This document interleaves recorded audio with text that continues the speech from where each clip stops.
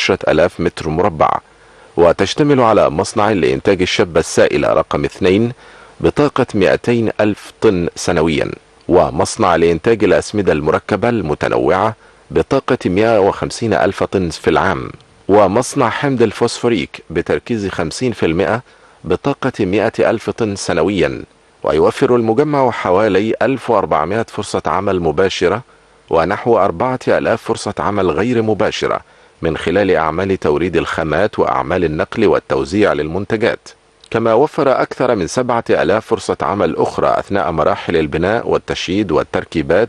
لصالح شباب الخريجين من أبناء محافظة الفيوم والمحافظات المجاورة. وشاهد الرئيس عبد الفتاح السيسي فيلما تسجيليا تناول مراحل الإنتاج داخل المجمع الذي تصل طاقته الإنتاجية من الأسمدة الفوسفاتية والبوتاسية والمركبة وحمض الفوسفوريك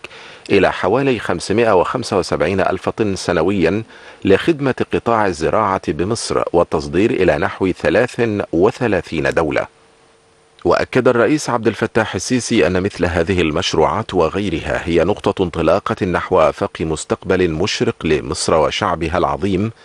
وأنها انطلاقة جديدة نحو السعي لتنمية مدن ومحافظات صعيد مصر والمساهمة في مشروع الاستصلاح الزراعي في كافة ربوع الوطن وتوفير المزيد من فرص العمل لشباب الخريجين.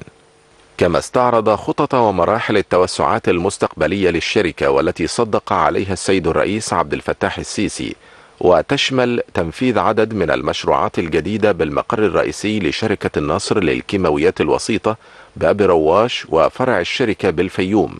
ومشروع لإنشاء أكبر مجمع الأسمدة الفوسفاتية والمركبة بالمنطقة الصناعية بالعين السخنة،